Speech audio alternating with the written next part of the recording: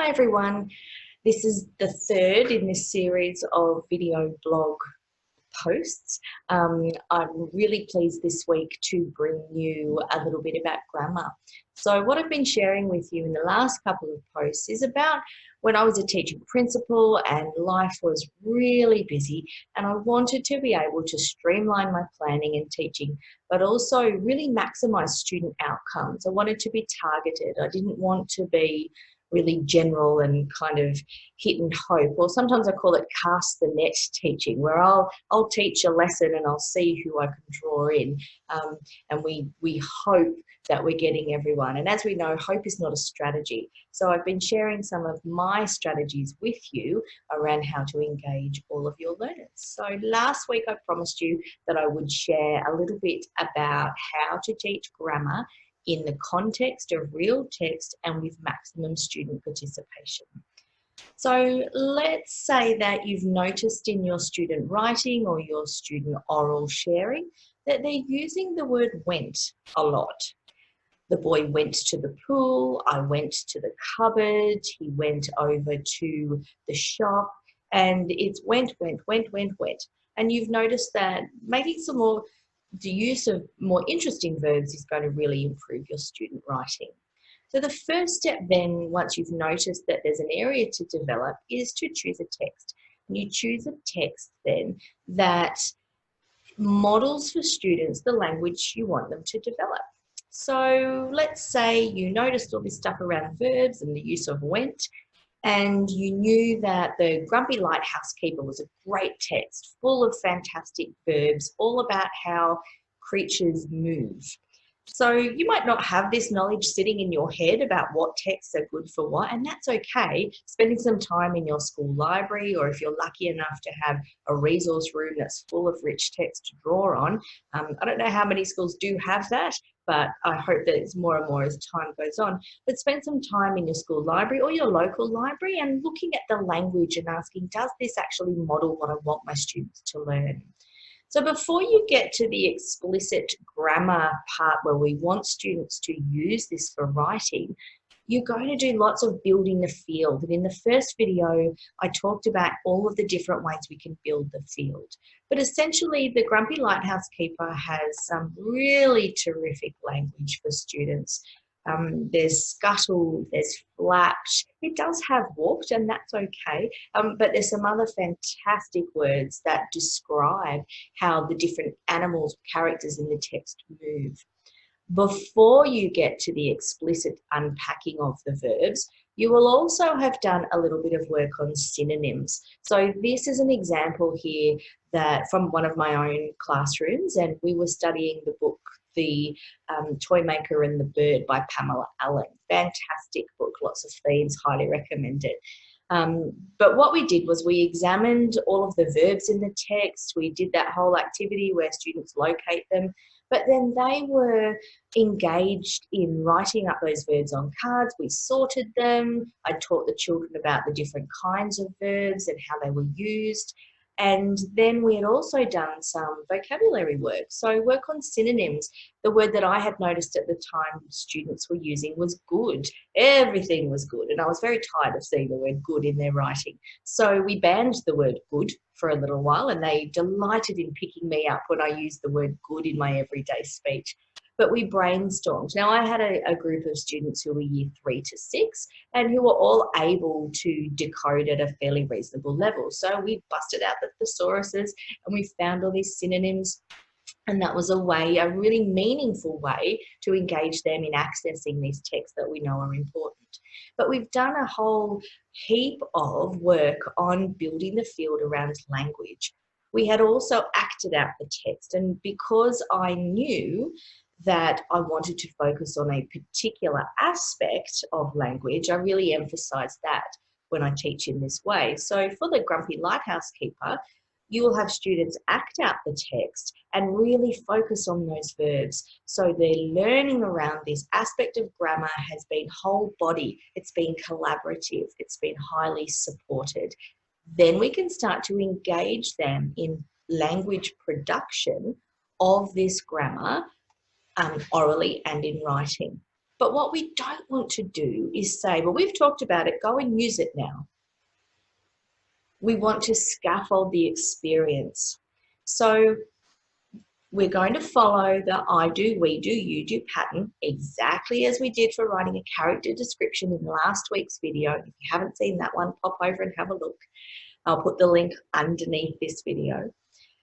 Exactly that same format, you're going to model it, but you're not going to expect the students to just pull, a sentence out of thin air.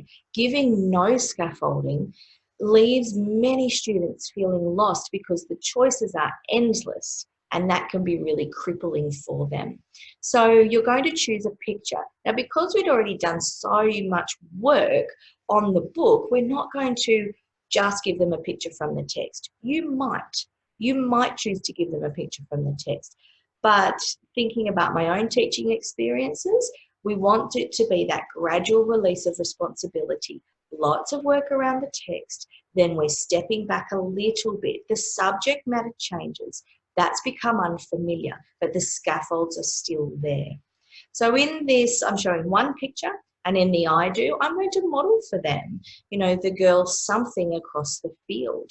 And I might choose a simple one. I'm going to take the easiest one away from them so they have to think. So I might write up there, the girl walked across the field. And I'll have a think about that, and I'll talk about what I can see in the words I know, and I'll do that think out loud as I did with character description last time. The next step is the we do. And just like with the character description, you're going to give them an opportunity to work collaboratively in their small groups. And it might be pairs. You'll organise it according to your own class and what suits them. So they'll do the we do, feed it back. You'll write those sentences up on the board so that everyone's getting a model of what each other's language looks like. The third step then is the you do. Now, the you do can be problematic for students who, really struggle to get started or have a fairly limited level of transcription skills. So you will make the decision based on your students and what you see in front of them, in front of you, about whether you will provide them with a written scaffold that they just have to fill in the word and then they read it back or they say it back, or whether you'll have them write it in their book or on a whiteboard in front of you. It will all depend on your context and your teaching and what you know works for your students. So getting to the you do, you saw that scaffold before, then you're going to send them off. So you will either give them the scaffold to write on, or they'll do it in their book or the board, as I said. But what about the students who are ready for more? What we don't want in our planning is having to write 4 different lesson plans or develop a whole bunch of different tasks for our different groups. We want one task for all the students that is differentiated in the amount of adult support they have or the depth or breadth of the task. So for your students who are really working hard on working just at one sentence level, the previous task with the girl across the field is fine. You will have students who finish that very quickly. We don't do fast finishes in my classrooms because we're finished learning when we're finished learning. There's no free time just because we were finished quickly. I found that encourages children to rush and not necessarily be mindful about their learning. So you will have your picture of the girl in the field or whatever you choose, and then you might have an extension activity like the one I'm showing you here. There are still people or an animal moving. They're still going across something, so the students can use that language, but the setting changes. So they have to actually adjust several parts of what they're doing. The sentence example that I showed you would be for an early years or a lower group. You can take this as far as you want. This is not just an early years strategy. So you can see here in this sentence, as the girl something across the field, she smiled with delight. If you've been working on compound sentences or complex sentences, you can put that in there. You are not limited to only doing things a certain way.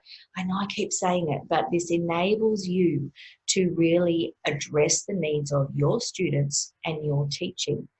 If you've been working on even more complex sentences, and it says here, as the girl something across the field, she smiled with delight, for she was soon to play with her best friend.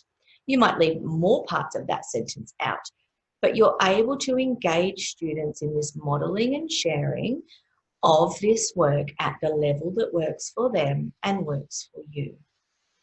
And I think this is really the difference between, excuse me, I've skipped a slide, but it really is the difference between when you download a lesson plan that someone else has written, and that could be from a marketplace site like Teachers Pay Teachers, or it could be from a subscription site where, yes, the lessons are written according to the Australian curriculum, but that doesn't mean that they're written for your students. It doesn't mean they're written for differentiation.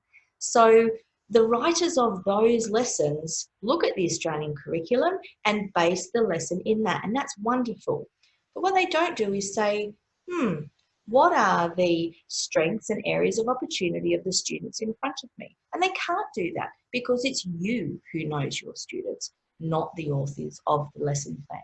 So the benefit of working in a way such as this is that you learn to structure the teaching exactly where you want it to be for your students. That's how we get results, by being specific and targeted about what it is we want to teach and supporting students right at that point, their point of learning. That's how we address that zone of proximal development and have everybody moving. So I'm really excited to be sharing more of this with you. And I want to thank the people who've shot me through their questions and their feedback. It's very satisfying for me to know that the information I share with you is going to make a real difference to people. And I've got a couple of questions here because I just think these ones are situations that we see really commonly across classrooms. So how do I support students who just can't get started in a writing session? And the second question, I think, ties pretty closely with the first. I don't know what to do when students need me to sit with them for the whole writing session or they can't write anything themselves. Really common, and I think we've all seen this exact situation with one or more students. In using the approach that I'm sharing with you, you will find there will be a lot less of that because the lessons are so highly structured in terms of the gradual release of responsibility that students feel much more secure in the work that they're doing. My advice for when you have a wide range of development levels in writing development levels in your class, as we all do, is to teach really well with the initial stuff. Then most of your class will be able to just go off and get started, which allows you to get your group that needs more support settled. Very often it's not about skills, it's about confidence. So if you can get them settled and secure and started, that means you can go off and have a talk with the other students and then come back to your students who need more support. And I have written a blog post around this I believe I called it Engaging Reluctant Writers, where I make a suggestion. So I'll link to that blog post underneath this video as well. The third question that came through that I thought was, again, a common thing that we'll see is, I have an older student who is strong orally, but does not know how to spell or get the words onto the page. That can be really crippling for an older student, particularly, who just doesn't have the transcription skills. So remember that the whole point of this teaching that I'm sharing with you is about language building and language production. The students then put those words on the page at whatever transcription level works for them. So in the case where you have this student who can't spell and can't write a whole lot of things on the page, you'll enable them to have the opportunity to record their learning orally. It would be hard pressed to find a classroom that doesn't have iPads and things to support with that. So do get them to transcribe what they can on the page and then allow them to record their answers orally. I have found with students who have challenging memories, so they think of these great ideas and 5 seconds later they can't think of them again, is that by recording on the iPad first, they can listen back to what it is they've said, and then they can write them down or type them. So they don't have to hold all of that in their head.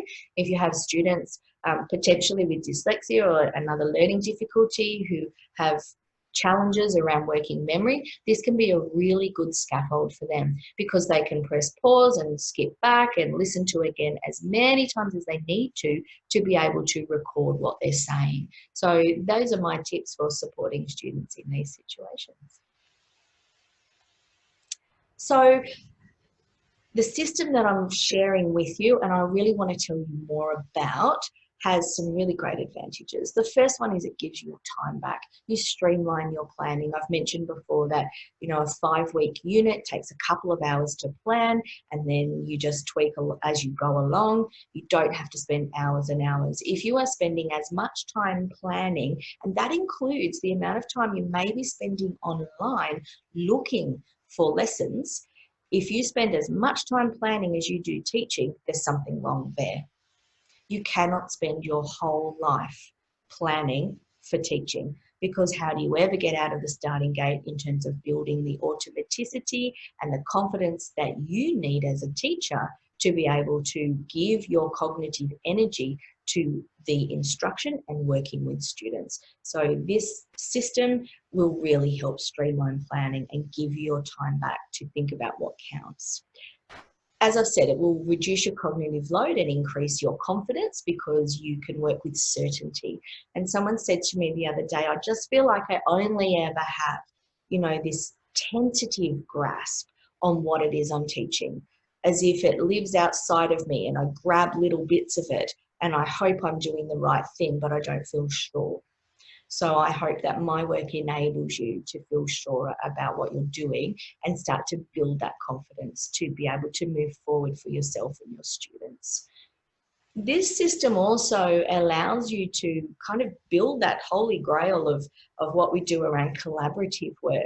There are times when the student learning needs to be individual and you're looking at your own work and don't talk to anyone and do your work. But there's times when being able to engage with peers is so very valuable, and being able to have students on task, that really delightful feeling when you say to your students, talk to your partner, and they do, and they talk about what it is that you've asked them to, and they come up with great stuff. Oh, I just think that's really magical. So this system scaffolds that without giving them too much freedom, but allows them to really be who they are and share that with their peers.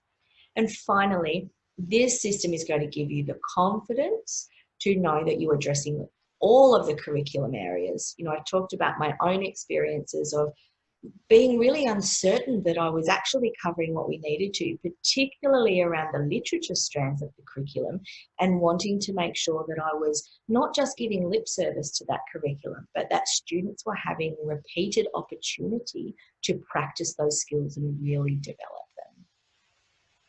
So here's a little bit of a big picture. This is one of the planning documents that I want to share with you, and I've broken it down into different stages of the explicit teaching model, or that gradual release. So you can see that I've color coded it. I'm a bit of a fan of color coding. And then behind this sits actual explanations of the lessons and what they need to look like. So you could take this tomorrow and apply this principle, and away you go. It's all there. You can watch this video as many times as you like, screenshot it, and use it to start to structure some of your teaching. As I've said, you can screenshot the last slide and off you go and start teaching. But I think that it can be really valuable to learn along with others. So I've already talked over in the last probably 6 weeks about the term 2 teach along, and I've contacted some people directly who have gotten a lot out of the last teach along, this term's teach along, all around phonological and phonemic awareness. The term 1 2020 teach along will only have 40 spots. The last one we just did had over 300. It's only 40 because it does have live planning sessions, and I want to be able to deliver value for the people who participate. It is first come, first served, and some of those spots are already filled with people who've communicated with me from the term 4 teach along. So only 40, first come, first served. You'll learn step-by-step skill building. So we'll be looking at an area of the sequence that I showed you on the previous slide, and actually working through what does that look like, and enabling you to walk away from those planning sessions with your plan all ready to go. And this one starts, our first live planning session will be on January the 20th, 2020. Now, I've had some interest and actually some people sign up from North America, and I want to reassure you that you will not be left out of the planning. So I'm looking at a way that we can schedule some sessions perhaps on a weekend and find a time zone, a time that works for the time zones for North America and Australia. So that'll be evening for you, morning for me. But I want to make sure that you also get that value if you're one of our North American colleagues. So don't think that your location has to hold you back. And all of the planning sessions will be recorded, so they'll be available for you at a later date, and you can, keep them and refer to them as you keep planning. So thank you for today. I hope that you've been able to take some of the strategies around the grammar that I've shared. And in my next video, I'm going to actually unpack what the teach along looks like, more of the details of the teach along itself, and so that you can have a little bit more information. But do please contact me with any questions that you might have, remembering that there's only 40 spots, and that's a firm 40, and that some of those are already booked. So I would hate for you to miss out if it's something you're interested in. But in the next couple of days, you'll have an email from me if you're a subscriber with more information. So if you're not a subscriber to the website, all you need to do is scroll down to the bottom of this page, and if you're looking on YouTube, flick over to the website and subscribe to jocelynseemaeducation.com. It's your name and an email address. I promise not to give you a whole heap of spam. I've said that before. And so that way you will receive an email when the information is available, and all about the teach along and the details of what's to come. So I'm really enjoying receiving your feedback. I'm enjoying supporting you. I get a real kick out of hearing how people's skills are growing, and I hope that I can do that for you through the next teach along. Thanks everybody. Bye-bye.